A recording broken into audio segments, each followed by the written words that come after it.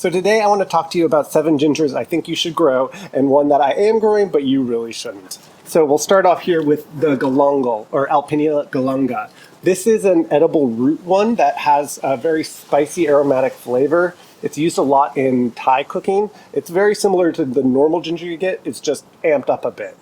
So you want to grow this one in part shade and good soil. And unlike other Alpinia gingers, this one will actually bloom in our climate, and you get these cute little shell-like flowers. And you can also use the leaves for cooking, for steaming, or on the barbecue beneath a piece of protein. So for my other edible one, I have Zingiber officinale, or this is the normal root ginger you buy at the grocery store. These guys stay a little short, they like part shade, and you can also use the leaves for cooking. There is one other edible ginger, Cucurma longa, which is turmeric, but that really doesn't appreciate it here. It needs a lot of heat. It will survive, but it just kind of gets smaller and smaller every year. If you want to grow your own ginger at home, you can go to an Asian grocery store and buy the roots there. Do not buy them from the Western markets. They do something to them so they won't grow. And then you just want to put it in soil, give it root heat if you can, and you'll get a ginger plant. So my next ginger is grown predominantly for its leaves. That is Alpinia variegata. Sorry I butchered the name. So this one has these beautiful waxy leaves, and they do really well in flower arrangements, and they have these beautiful yellow stripes in them. But the yellow stripes only show up in the juvenile foliage, so if it starts getting too old and too big looking and you're not getting the yellow stripes anymore, just cut it to the ground and the new growth will have all the beautiful yellow color. They get pretty big, they get up to 6 feet tall, and they are just a great plant. Now on to the one you should not grow.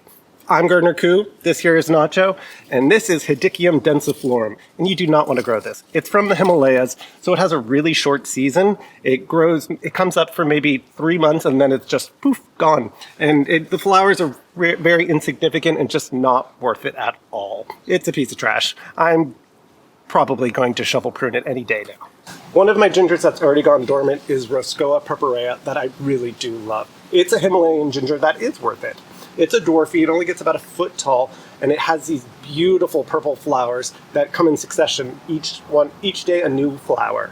The color on them is just so saturated, and they like full shade.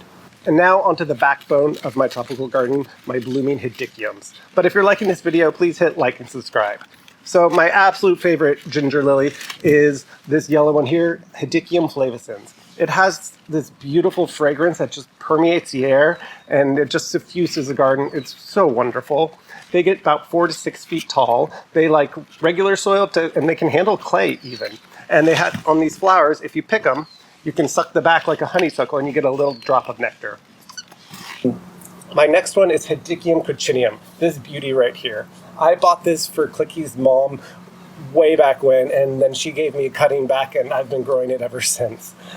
It has this beautiful blue cast to the leaves, unlike all the other Hedychiums or ginger lilies, and it gets these giant clusters of just neon orange flowers that are just light up the garden. They are a beauty to see.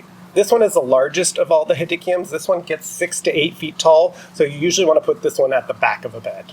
Sadly, it's not fragrant like the Hedychium flavescens, but it's still worthwhile to put in your garden. For my final ginger, I have Hedychium greeneri.